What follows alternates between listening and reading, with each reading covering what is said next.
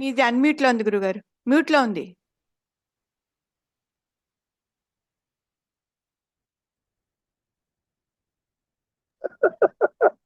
ఇప్పుడు కూడానా?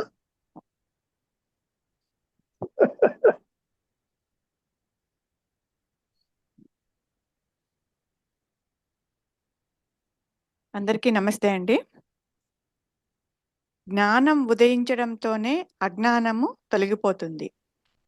ప్రారబ్ధ మూలమైన అజ్ఞానము యొక్క విక్షేప శక్తి మాత్రమే కొంతకాలం ఉంటుంది. ఫలము ఇయ్యటంతోనే అది క్షీణించిపోతుంది. దీనికి గురువుగారు ఇచ్చిన మెసేజ్ అండి. మహర్షి వాక్కులను మనము ఈ మాయలో ఎన్ని రకాలుగా చెప్పుకున్నా అది మింగుడు పడదు. ముఖ్యంగా దేహాత్మ బుద్ధి ఒకటి ఉందని, అది అజ్ఞాన జనితమని, ఒక్క స్వరూప జ్ఞానంతోటే అది అంతరించిపోతుందని మనం ఇక్కడ మహర్షి మాటలను చెప్పుకుంటున్నాము. ఇక్కడ జ్ఞానం ఉదయించటం అనేటువంటి మాటలు మింగుడు పడదు. ఇప్పుడు లేదు, అది ఎప్పుడో వస్తుంది అనేటువంటి స్థితి ప్రతి ఒక్కరిలోనూ ఉంటుంది. దానికి మహర్షి అంటారు, ఎప్పుడూ ఉన్నదే, కాకపోతే నీ దృష్టి భౌతికమైనటువంటి దేహము, జగత్తు, సంసారం మీద ఉంది కాబట్టి నీ మూలము నీకు తెలియకుండా పోయింది అంటూ చెప్పుకొచ్చారు. అంటే ప్రతి ఒక్క జీవుడు ఈ మాయలో పిడికెడు ప్రారబ్ధంతోటి వస్తున్నాడు. అది అంతరించిపోగానే ఈ దేహం వదిలిపెట్టి మరొక దేహం తీసుకుంటున్నాడు. దానినే మనం పునరపి మరణం, పునరపి జననం అని చెప్పుకుంటున్నాము. అంతకంటే ఏమి లేదు. ఒక అనుగ్రహం చేత మాత్రమే మనం గోల పెట్టి ఈ అజ్ఞానం అంతరించిపోతుందని, అయినప్పటికీ మరి కర్మ ప్రభావం ఇంకా కొంతకాలం ఉంటుందని, ఆత్మ ప్రకాశించిన తర్వాత కూడా ఈ దేహము, ఈ జగత్తు, ఆ కర్మ ప్రభావము దేహాన్ని అట్టి పెట్టుకొనే ఉంటుందని, అది కూడా కొంతకాలమే ఉంటుందని, వాటి ఫలం అనుభవించడంతో అదే నశించిపోతుందని చెప్పుకోవచ్చు. రమణ మహర్షి 16వ ఏట మరణానుభూతితో స్వరూప జ్ఞానం కలిగినప్పటికీ 1950 దాకా ఆ దేహం ఉన్నది కదా. అది ఏ రకాలైనటువంటి విషయాలను అనుభవించాలో, ఇంక్లూడింగ్ క్యాన్సర్ వచ్చింది కదా. ఇవన్నీ కూడా విక్షేపాలు కొంతకాలం ఉంటుందని చెప్పుకోవటం జరిగింది. స్వరూప జ్ఞానంతో చిచ్చడ గ్రంథి తెగిపోతుంది. నాది నాది అనే మాయా నేను కూడా అంతరించిపోతుంది. అయినా చూడటానికి దగ్ధబీజంగా ఆ మనస్సు ఉంటుందన్నారు శ్రీ ఆదిశంకరులు. రమణ మహర్షి దానిని తగలబడిన ఆకారంలో ఉంటుంది అన్నారు. అది దేనిని బంధించదు అంటూ చెప్పుకొచ్చారు. ఏది ఏమైనా జ్ఞానులని అజ్ఞానులని ఎవరు ఉండరు. కారణం వ్యక్తిగత ఆత్మ అనుభవాలు ఉండవు. కాబట్టి మరి ఉన్నదేది అంటే ఎరుక మాత్రమే సత్యం, అనంతం, అద్వితీయం. సృష్టి అనేది పూర్తిగా అదృశ్యమవుతుంది. కారణం అది మానసిక ధోరణి కాబట్టి. అసత్యం, అజ్ఞానం అని మనం ఈ మాయలో చెప్పుకోవచ్చు. ముఖ్యంగా జీవుడు చేయటానికి ఏది ఉండదు, సాధించేదంటూ ఏది ఉండదు. సర్వాన్ని నడిపించే ఆ ఉच्चతర శక్తి అది చూసుకుంటుంది. నిన్ను ఉంచాలా, పెంచాలా, నష్టపరచాలా అన్న విషయము ఆ దైవం చేతిలో మాత్రమే ఉంటుంది. మౌనమే అనుగ్రహము, శుభప్రదము, ఆనందదాయకం. ఊరక ఉండుటే శ్రేయస్కరము.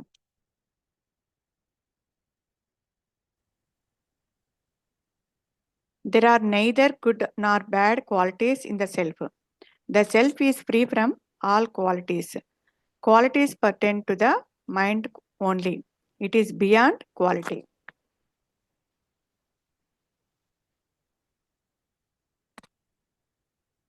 ఓం నమో భగవతే శ్రీరమణాయ.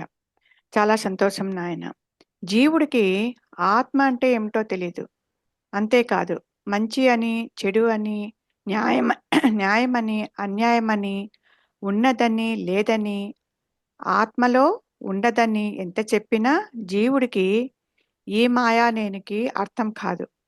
ఇవన్నీ కూడా మానసికమైన ధోరణులు. ఎన్ని రకాలుగా సత్యం గురించి చెప్పినా అది చెవిటికి శంఖం ఊరినట్లే ఉంటుంది. నీవు అదేనని చెప్పినా కూడా, ఆత్మే నీవని చెప్పినా, ఆత్మలో ఏ గుణము లేదని చెప్పినా, జనన మరణాలు ఉండవని చెప్పినా అంతా నిరుపయోగమే అవుతుంది. కారణం అవన్నీ ఆలోచనలు, మానసిక ధోరణులు మాత్రమే. ఈ మాయలో ఆత్మని గుర్తించగల సామర్థ్యము దేనికి లేదు. ఒక అనుగ్రహము చేతనే దానంతట అది ప్రకాశించిన స్థితిలోనే సర్వము ఉదితము అవుతుంది తప్ప వేరు సూచనల వల్ల కానీ, శాస్త్రముల వల్ల కానీ, కర్మల వల్ల కానీ, కర్మ ఫలితాల వల్ల కానీ ఆత్మ ప్రకాశించదు. తీరా విచారిస్తే నా మనస్సు అంటున్నావు. ఆ మనస్సు ఉందేమో చూడు అంటే అది లేదాయే. ఆలోచన అంటే ఏమిటో చూడపోతే అది లేదాయే. ఎంత విచిత్రమైనటువంటి పరిస్థితి!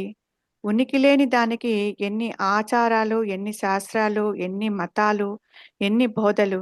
చాలా ఆశ్చర్యకరమైన విషయం కదా! ఏది ఏమైనా సన్యాసం అనే పదంలో నీవుగా నిలిచి ఉండటే సన్యాసమని మహర్షి యొక్క నిర్వచనము.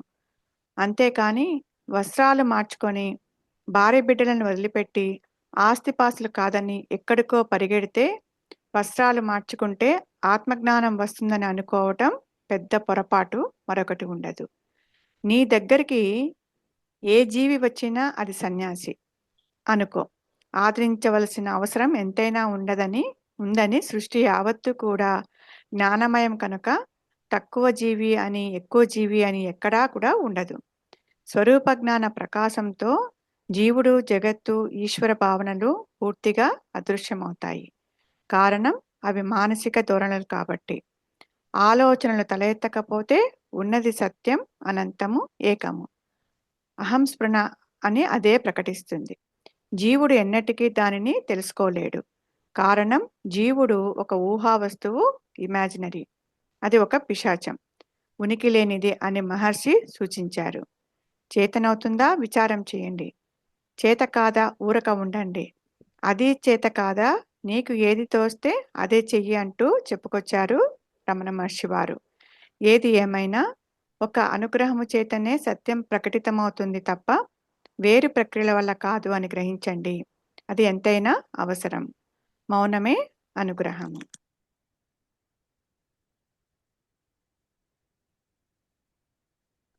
గురుగారు, చెప్పమ్మా. ఇప్పుడు మనస్సు లేదు లేదు అంటున్నా కూడా అది కార్యరూపంలో కనపడుతుంది కదా గురుగారు. అది మనస్సు ఎవరికి? ఈ మాయానేనికే, కార్యరూపంలో ఎవరికి కనపడుతుంది? ఈ నేనికే మాయానేనికి కనపడుతుంది. అంటే అర్థం ఏంటి? నువ్వు ఎందరినో చూసినా వాళ్ళకి కనపట్టల్లా, నీకు కనపడుతుంది. గురుగారు, ఎందుకని? అది నీ ఆలోచన కాబట్టి. నీ ఆలోచనే నీవు లోపల చూస్తూ బయట ఉన్నట్టుగా భావిస్తున్నావు. అంతవరకు నువ్వు ఆలోచించకపోతే ఏది కనపడదు. అవును, అవును. అదే అంటే నేను ఆలోచిస్తేనే అది అక్కడ కార్యరూపంలో పెట్టగలుగుతున్నాను. ఆలోచిస్తేనే నీకు అన్యంగా కనపడుతుంది. కార్యరూపమా అకార్యరూపమా అనేది కాదు ఇక్కడ. గురువు గారు, ఒక్కసారి నువ్వు కళ్ళు మూసుకుని నువ్వు ఏదనుకుంటే ఆ ఫిగర్ కనపడుతుంది. అవును, విషయాలు కనపడతాయి. నువ్వు బయట చూడక్కర్లే. అవును గురువు గారు, అవును అవును, లోపలే అన్నీ చూడవచ్చు. అవును గురువు గారు. కళ ఎట్లాగంటున్నావు? లోపలనే కళ్ళు మూసుకొని నిద్రపోతున్నావు. అవును, కలగంటున్నావా లేదా? అవును గురువు గారు. ఏమ్మా, అవును గురువు గారు. ఆ కళ కూడా నీకు అన్యంగా కనపడుతుంది. లోపల ఇతరులు అన్యము, సంఘటనలు అన్యము, ప్రదేశాలు అన్యము. ఏనాడో చనిపోయిన వ్యక్తి కూడా కనపడతాడు. ఆ విషయం తెలియదు, బతికున్నట్టే చూస్తావు. అవును గురుగారు, అవును. బయటకు వచ్చాక చెబుతావు వారు కనిపించారని. అవును గురుగారు. కూడా విశేషం ఏమిటి అంటే, ఈ మాయా నేను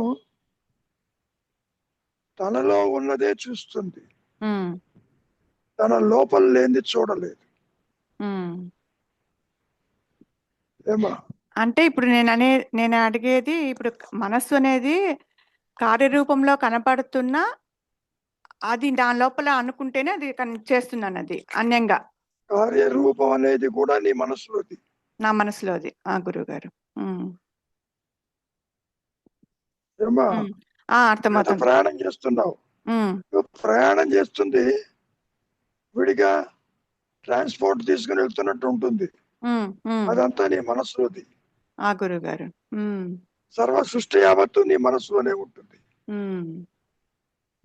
గురువు గారు. అది నీకు మింగుడు పడదు. అవును గురువు గారు. అదే ఎందుకని? చెన్నై విడిగా ఉంది, ఐర్లాండ్ హైదరాబాద్, అవును, అన్ని విడిగా ఉన్నాయి. హైదరాబాద్ విడిగా అవును గురువు గారు. నువ్వు ఎన్ని ప్రదేశాలు చెప్పుకున్నా అవన్నీ నీ మనస్సులో ఉన్నవే నీవు దర్శిస్తావు. అందరూ ఐర్లాండ్ వెళ్ళరు, అందరూ అమెరికా వెళ్ళరు.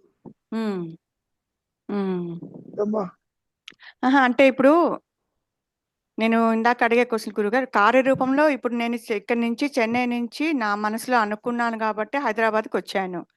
వచ్చిన తర్వాత విను, తొందరపడద్దు. హైదరాబాదు చెన్నై రెండు నీ మనసులో. అది నాకు అప్పుడు తెలియదు. హైదరాబాద్ విడిగా ఉందనుకో మాకు. గురుగారు. కానీ ఇది కూడా రికార్డ్ అయి ఉంది.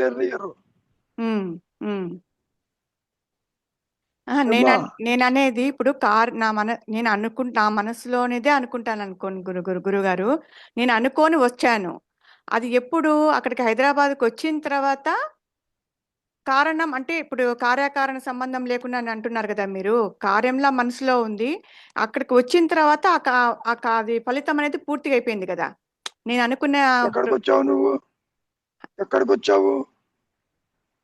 కాదు గురుగారు, ఇప్పుడు ఫంక్షన్ ఉన్నటువంటి హైదరాబాద్ దర్శించావు. ఇట్లా తీసుకో. నువ్వు హైదరాబాద్ దర్శిస్తూ ఉంటే చెన్నై దర్శించగలవా? ఎందుకని? హైదరాబాద్ ఎందుకంటే అక్కడ ఉంది, అది నా మనసులో అదే ఉంది కాబట్టి. That is the point. మనస్సులో ఒక ప్రదేశం చూచినప్పుడు ఇంకో ప్రదేశం ఉండదు. గురుగారు. కానీ నువ్వేమనుకుంటున్నావు? సౌత్ లో చెన్నై ఉంది, నార్త్ లో హైదరాబాద్ ఉందని దిక్కులు ఏర్పరచుకున్నావు. ఈ సృష్టి యావత్తు కూడా నీ మనస్సులోనిదే. గురుగారు. నువ్వు విడిగా ఎక్కడికి పోవటం లేదమ్మా. గురుగారు. పోలేవు కూడా. లోపల లేనిదే నీవు ఏది చూడలేవు. గురుగారు. కానీ నీకు బయట ఉన్నట్టు కనబడుతుంది. ఎంతో కష్టపడి ప్రయాణం చేసినట్టు అనిపిస్తుంది. అమ్మా గురుగారు. ఇది మింగుడు పడదు. అవును గురుగారు. అవును. దీనికి ఒక ఎడ్ల బండి నడవటము, తోలటము అన్ని చెప్పుకొచ్చారు మహర్షి. ఎన్ని చెప్పుకున్నా అమ్మా, దేహం ఆలోచన, ప్రదేశాల ఆలోచన, పుట్టుక ఆలోచన అంటే నీకు మింగుడు పడదు. ఎందుకని? ఇవన్నీ నువ్వు అన్యంగా చూస్తున్నాను, ఈ దేహంతో పోతున్నాను కాబట్టి అది సత్యం మనకు అనిపిస్తుంది. దేహానికి అన్యంగా ఉంది. అవును, అవును గురుగారు. అందుకనే నీకు వేరు భావన ఏర్పడింది. భేదభావన, వేరు భావన ఏర్పడింది. ఇది కూడా నీ మనసుకు పైన ఆలోచన తప్ప చూడటము, అనుభవించటము, మాట్లాడటము ఇవన్నీ కూడా నీకు జరిగినట్లుగానే అనిపిస్తుంది. అవును గురువు గారు. ఇంకా ఏమైనా డౌట్ ఉందా? గురువు గారు. ఏనాయనా రవి? గురువు గారు, అది అంటే మనము ఇక్కడ మనసులో ఉన్నదే బయట దర్శిస్తున్నామని, అంటే ఇక్కడ యాక్చువల్ గా అన్యత్వం ఏర్పడింది కాబట్టి, ఇప్పుడు నేను అరుణాచలం వెళ్ళాలి అనే ఒక ఆలోచన పుట్టినప్పుడు నాకు అరుణాచలం అనే ప్రదేశానికి నేను వెళ్తున్నాను, పరిగెడుతున్నాను. అంటే దాని అర్థం అంటే మనసులో పుట్టిన ఆలోచన, అంతే కదా గురువు గారు? అది పుట్టకపోతే నాకు ఆ ప్రదేశం ఉన్నా తెలియదు, అక్కడ తెలియదు. ఆలోచన ఎందుకు పుట్టింది? ఆల్రెడీ రికార్డ్ అయి ఉంది లోపల. అంటే అరుణాచలం అక్కడ ఉన్నది, అక్కడ రమణ మహర్షి వారు ఉన్నారు, ఆ గిరి ప్రదక్షిణ, ఇదంతా ఒక ఆ జ్ఞానాన్ని సంపాదించి పెట్టుకుంది కాబట్టి ముందు, అంతేనా? దానికి సంబంధించిన జ్ఞానం, ఇన్ఫర్మేషన్ స్టోర్ చేసుకుంది. అది సంగతి. ఇక్కడ నువ్వు దేన్ని గుర్తించినప్పటికీ స్టోర్ చేస్తేనే గుర్తిస్తావు. స్టోర్ చేసుకుంది, బయటకు వచ్చింది, ఆ టైంకి మళ్ళీ అది కార్యరూపంలో ఆ దేహాన్ని తీసుకెళ్ళి అక్కడికి, అంతే. నువ్వు అనుకుంటున్నావు అరుణాచలం వెళ్ళాలి వెళ్ళాలి వెళ్ళాలని, ఎక్కడికి పోతున్నావు? నీలో ఉన్నదే బయట చూస్తున్నావు వెళ్ళి. అది అంటే నా ఆలోచన పుట్టింది, ఆ ఆలోచన నేను ఎగ్జిక్యూట్ చేశా, అది బయట చూసినట్టుగా ఉంటుంది, నిజానికి పుట్టింది నాలోనే. అంతే మరి. మరి దేహాత్మబుద్ధి ఎక్కడుంది? నీ దేహం బయట ఉందిగా. నా దేహము విడిగా ఉంది, నేనంటే దేహం అన్న భావన నా ఆలోచన రూపంలో ఉంది. విడిగా కాదు, నీకు అన్యంగా ఉంది ఇక్కడ.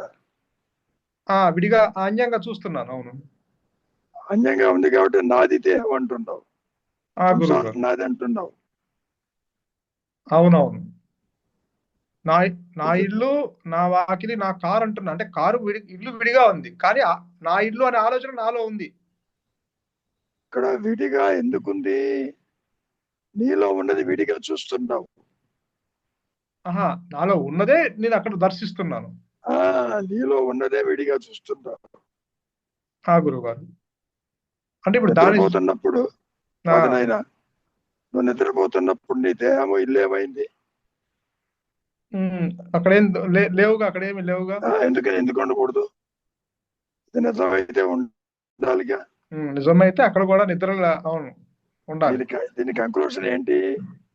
ఆలోచన లేకపోతే జీవుడు, జగత్తు, ఈశ్వరులు ఎగిరిపోతున్నారు. ఓకే, అవును. అంటే ఆలోచన వస్తే అన్యత్వం ఏర్పడింది అంటారు, అంతేనా దీని అర్థం? ఆలోచనతో లేకపోతే అక్కడ ఏం లేదు. అంటే ఇప్పుడు నాకు అరుణాచలం అన్న అసలు దానికి సంబంధించిన ఆలోచన లేకపోతే నేను అసలు అక్కడ ఉన్నది ప్రదేశం వెళ్ళాల్సిన అవసరం లేదు, అంతేగా? ఓకే గురువు గారు, నువ్వు కష్టపడి బయట ప్రయాణం చేస్తున్నట్టు ఉంటుంది. అవును, నువ్వు చేసేది లోపల ప్రయాణమే. అంటే చూడటానికి ఈ దేహం వెళ్ళి అక్కడికి వెళ్ళి గిరి ప్రదక్షిణ చేసినట్టుగా ఉంటుంది, కానీ మనసు చేస్తుంది అక్కడ లోపల. ఎందుకని? మనస్సులో సంకల్పమే ఈ ప్రదేశాలు. అది అంత తేలిగ్గా యాక్సెప్ట్ చేయొద్దు. గురువు గారు, అవునవును. చాలా కష్టపడి వచ్చానంటావు, ప్రయాణం చేశానంటావు. దానికి మహర్షి ఏమన్నారు తెలుసా? నువ్వు చేసింది ఏం లేదు, వాహనం తీసుకొచ్చింది వచ్చావు.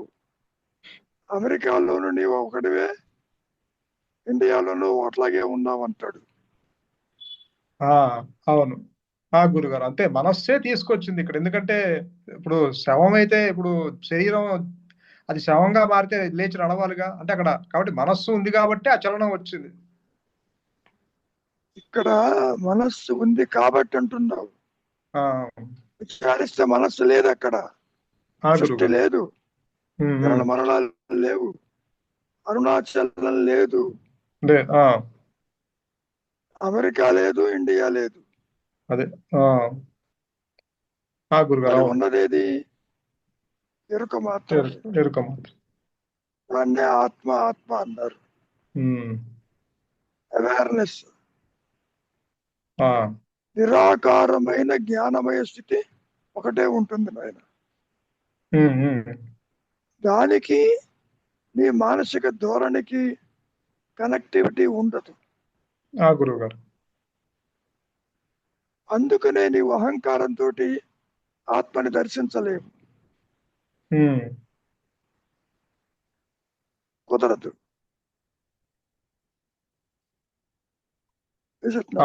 గురుగారు, అవును. సో మొత్తానికి అంటే ఆలోచన వస్తే మనకి ఆ అన్యత్వం ఏర్పడినట్టుగా ఉంది, ఆలోచన లేకపోతే అసలు అక్కడ మనస్సే లేదన్నట్టు. మొట్టమొదటి ఆలోచన నేనంటే దేహం, దాంతో మిగిలిన ఆలోచనలు వస్తున్నాయి. మిగిలిన అవును గురుగారు. దేహాత్మ బుద్ధి రాలేదనుకో మిగిలిన ఆలోచనలు రావు.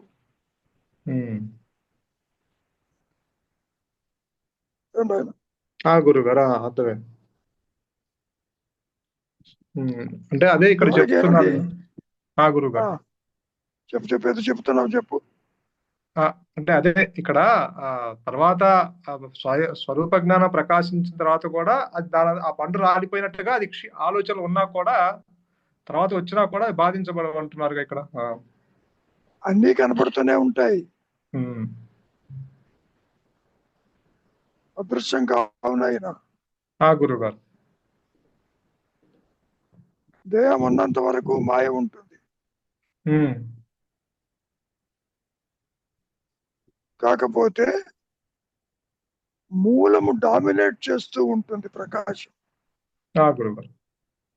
దేహ స్ఫురణ ఉండదు, ప్రాపంచిక స్ఫురణ ఉండదు. దేహం రోగంలో ఉందా భోగంలో ఉందా కూడా తెలియదు. మహర్షి ఏమన్నారు? ఉంటే ఉందిలే చెప్పేవాడు ఎవడున్నాడు పొమ్మన్నాడు, మనసు ఉన్నట్టు చెప్పేవాడు లేడు పొమ్మన్నాడు. ఆ మాయలో చూచే వాళ్ళ కనపడింది చేతికి వ్రణం ఉన్నట్టు.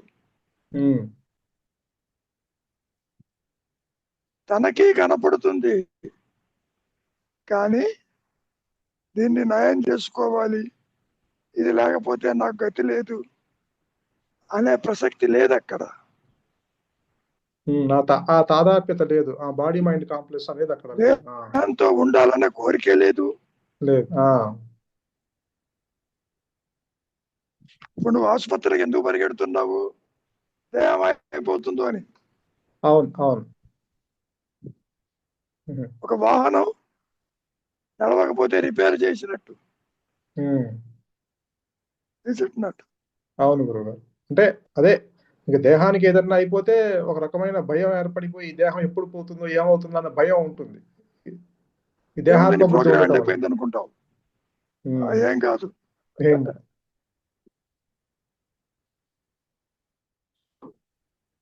ఏమా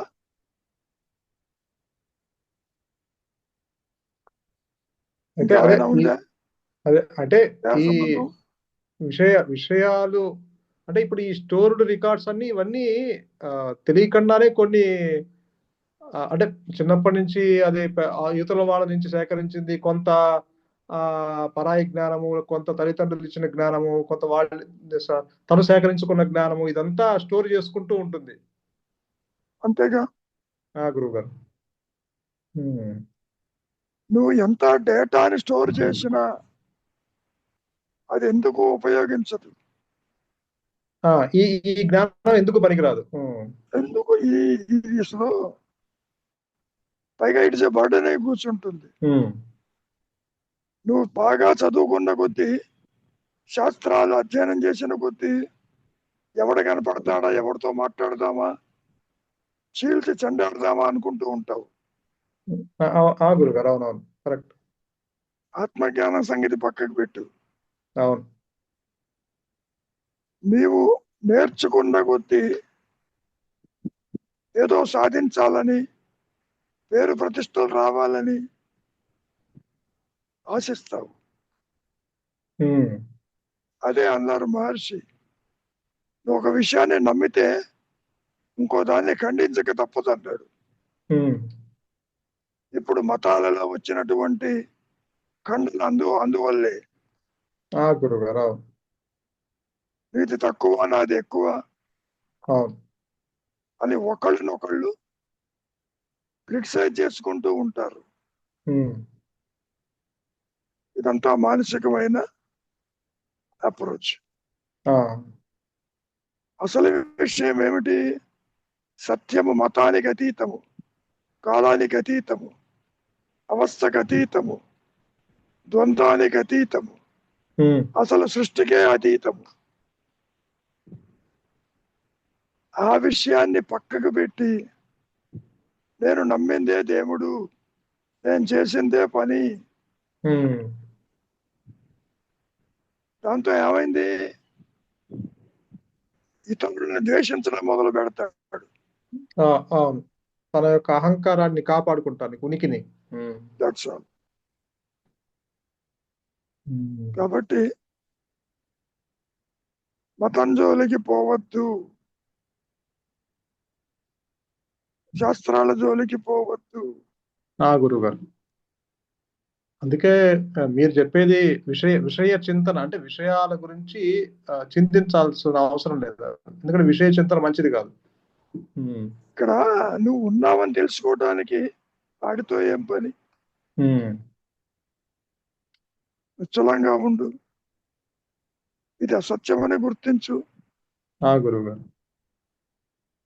ఎప్పుడూ ప్రకాశించేటటువంటి సహజ స్థితి అనుగ్రహం అన్న పేరు పెట్టారు మహర్షి. అవును. కొత్తగా ఏది రాదు నాయన. ఉమ్, అది ఎక్స్క్లూజివ్ గా ప్రకాశిస్తుంది. అప్పుడు తేలిపోతుంది, ఓహో నేనంటే జ్ఞానము. అవును. తర్వాత కూడా దేహము జగత్తు కనపడుతుంది, అది ఉన్నా లేకపోయినా ఒకటే. ఉమ్, కలలో కనిపించిన వాడికి ఎవరు ఏది అందించరు, నీతో ఎమ్మడి రారు. అవును గురుగారు, అవును. అందుకనే ఆత్మజ్ఞానము ఎవరికి అందించరు, ఉమ్, బోధించరు, సూచించరు. బోధ కూడా సరి అయింది కాదు. ఎందుకని? ఆత్మ ప్రకాశం అందు ఈ మనస్సు లేదు అక్కడ, దీనికి ఆ ఉమ్, విషయం తెలియదు. Are you getting the point? గురుగారు, అవునవును. అహం స్ఫురణలో జీవుడు జగత్తు ఈశ్వరులు ఎగిరిపోతున్నారు. ఉమ్, తుర్యంలో అవస్థలు ఉండవు, సృష్టి ఉండదు. మళ్ళీ కర్మ ప్రారంభం ఉంది కాబట్టి వాళ్ళందరినీ చూస్తూ ఉంటాడు. ఉమ్, ఎందరిని చూసినా అంతా ఆత్మలోనిదే అనుకుంటాడు. గురు, అంటే ఇక్కడ ఆత్మలోనిది అంటే ఆత్మకి భిన్నంగా ఏమీ లేదని, అంతేనా గురువు గారు? అంటే ఉన్నది ఎరుక, ఉమ్, లేనిది సృష్టి, లేనిది జనన మరణాలు, లేనిది బంధ మోక్షాలు. ఉమ్, కానీ మాయలో ఇవన్నీ పట్టుకు వేలాడుతున్నావు. అవునవును. అటు పోవాలా, ఇటు పోవాలా, ఆ గుడి చూడాలా, ఈ గుడి చూడాలా, ఈ నదిలో మునగాల, ఆ నదిలో మునగాల. ఉమ్, ఈజ్ ఇట్ నాట్?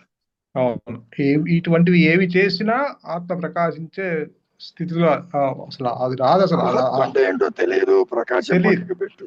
అవును, అంటే ఎటువంటి కర్మలు చేసినా దాన్ని అసలు అందుకోలేమని చెప్పేది. ఏదో వెళ్ళావు, గంగలో ముడిగావు, వచ్చావు, పుణ్యం వచ్చింది అనుకున్నావు. ఉమ్.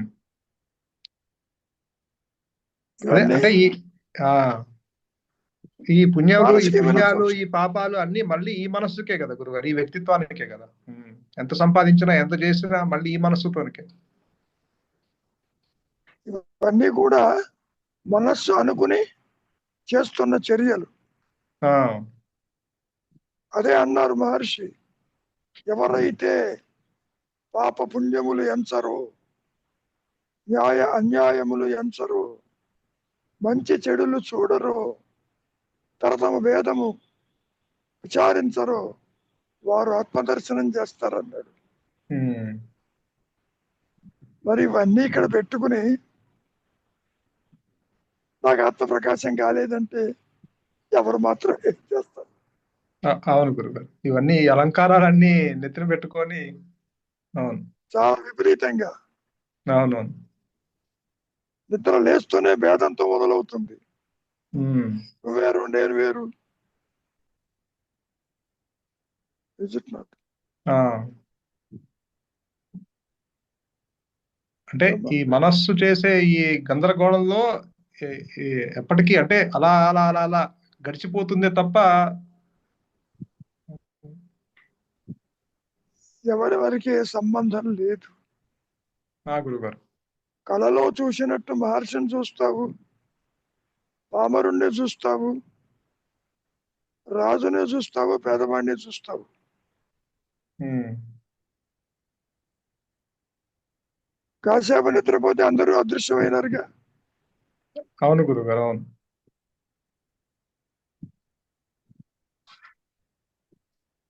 ఇదంతా కూడా మాయాజాలం. ఉమ్.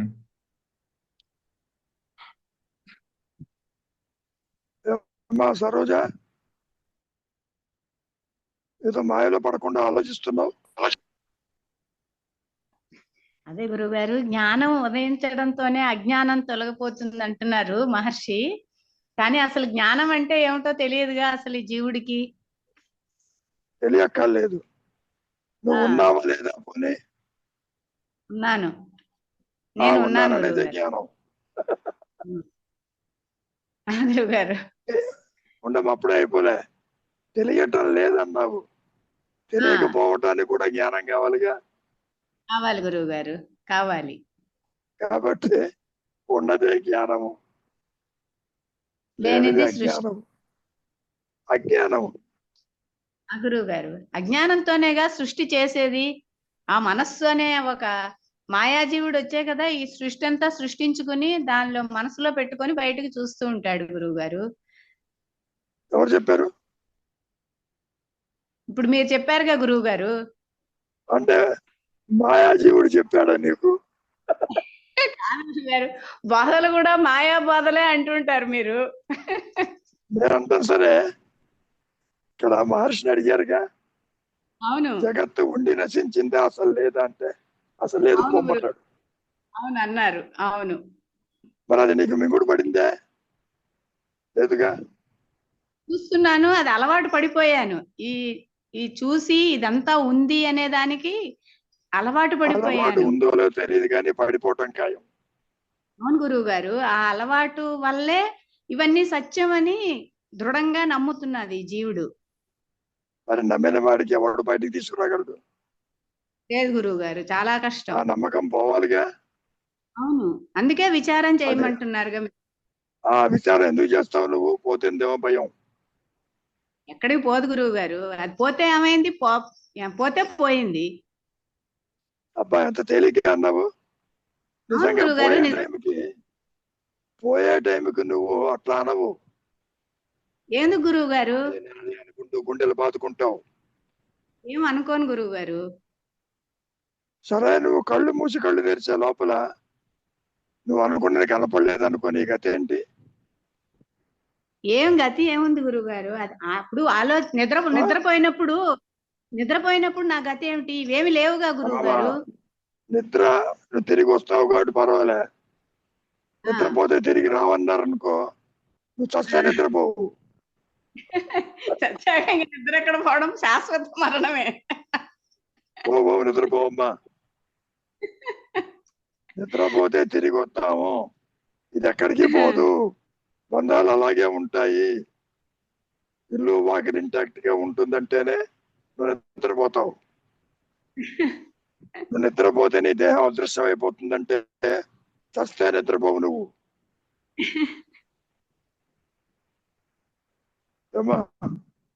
గురువు గారు, నువ్వు రైలు ప్రయాణం చేస్తున్నావు, నిద్రపోతే నీ వస్తువులు మాయమవుతాయంటే నిద్రపోతావా?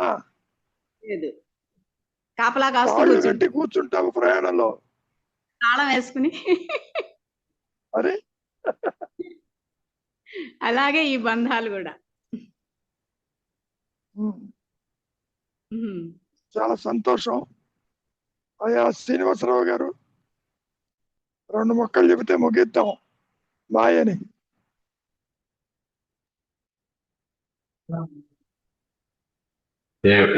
ప్రతి జీవుడు కూడా శాశ్వత సుఖం కావాలనుకుంటాడు, అంటే ఎప్పుడు సుఖం ఉండాలనుకుంటాడు, దుఃఖం మాత్రం ఎప్పుడు ఉండకూడదు అనుకుంటాడు. కానీ దానికి కావాల్సిన పని ఏమి చేయాలి అనేది తెలుసుకోడు, దానికి తగ్గ కృషి చేయడు. ఏమి చేయకుండానే సుఖం శాశ్వతంగా ఉండాలి, అసలు దుఃఖం అన్నది ఎప్పటికీ రాకూడదు. రెండింటికి ఆపోజిట్. రెండు ఒకటేమో ఎప్పుడు ఉండాలి, ఒకటి ఎప్పుడు ఉండకూడదు. దీనికోసం తపన పడుతూ ఉంటాడు. అదే జీవన పోరాటం, ఆరాటం, ఈ రెండు కూడా. ఈ పోరాటం ఆరాటంలో తను ఎందుకు వచ్చాడు, ఏం చేయాలి అన్నది ఆ మేజర్ లక్ష్యం ఏదైతే ఉందో దాన్ని మర్చిపోతాడు. చేసుకున్న ప్రారంభ కర్మని అనుభవించడంలో రోజులు గడిచిపోతూ ఉంటాయి. కాకపోతే ఈ అంతర్ముఖత్వం వల్ల కానీ, అలాగే చింతా విషయం వల్ల కానీ తను వచ్చిన పని ఏదో తెలుసుకుంటూ ఏదైతే అశాశ్వతంగా ఉందో, ఏదైతే శాశ్వతంగా ఉందో, ఏది నిత్యము, ఏది అనిత్యము, ఏది సత్యము, ఏది అసత్యము కించిత్ వివేచన విచారము చేయడం ద్వారా ఎంత తొందరగా మొదలు పెడితే అంత తొందరగా మేలుకొని బయటపడి ఉద్ధరింపబడతాడు. తనకు తానే ఉద్ధరించుకోవాలి తప్ప ఎవరు ఉద్ధరించేది లేదు అని చెప్పని భగవద్గీతలో కృష్ణుడు కూడా చెప్తారు. అదే పద్ధతిలో ఈ సత్సంగాల ద్వారా మనం ఆ ఆశయాన్ని నెరవేర్చుకోవడంలో అందరూ కూడా కృతకృత్యం అవుతున్నామని నేను అనుకుంటున్నాను. అంతేకాదు స్వరూప జ్ఞానంతో ఇప్పుడు ఉన్నది పోతుందంటే ప్రయత్నం చెయ్యడు. అవునండి, అమ్మో ఇది పోతే నాకైతే ఏమిటి, చెప్తారు గ్యారంటీ లేదు. ఈ గ్యారంటీ అనుకుంటాడు, ఇది సత్యం అనుకుంటున్నాడు కాబట్టి. ఇది అసత్యం, అదే సత్యం అనుకునే తెలియదు. అందుకే అనసూయమ్మ గారు అడిగాడు, ఆత్మస్థితిలో నేను ఉంటానా అంది. అంటే ఆత్మస్థితిలో కూడా దేహాత్మబుద్ధితో అనసూయమ్మ ఉండాలి. నువ్వు ఉండవమ్మా, నేను మాత్రమే ఉంటుంది, నువ్వు ఎగిరిపోతావన్నా. ఇక ఆత్మ గురించి ఎందుకు ఆలోచిస్తుంది, ఇది పోతుందేమో అని భయం. అంత తేలికైంది కాదు నాయన. నిన్ను, నీ సంసారాన్ని, నీ బంధాలని మొత్తాన్ని వేసి పారేస్తుంది. ఒకటి వెళతో లాగేస్తుంది. కనుక ఆ అనుగ్రహము చేతనే హయ్యర్ పవర్ చేస్తుంది ఆ పని. చేసి తన ఉనికిని ప్రకాశింపజేసుకుంటుంది. నువ్వు ఒక ఉపకరణానివి దానికి. ఇంకా చెప్పాలంటే అహంకారము ఉపకరణం ఫర్ ది ఆత్మ, హయ్యర్ పవర్. పోని నిన్ను అట్టి పెట్టి అది ప్రకాశించదు. అసలు నీ యొక్క ఉనికి అదృశ్యమైపోతుంది. అవేర్నెస్ మాత్రం ఉంటుంది నాయన. దానికి నువ్వు సిద్ధమైతేనే పవనానికి రా, వైరాగ్యానికి రా. నీవు ఒక బోటు మీద కాలు పెట్టి ఇంకో బోటుతో ప్రయాణం చెయ్యొద్దు, కుదరదు. ఉంటావా మాయలో ఉండు, లేదా సత్యంలో ఉండు. దీన్ని అట్టి పెట్టుకుంటూ నాకు అది కావాలంటే కుదరదు. ఏమో పద్మజ?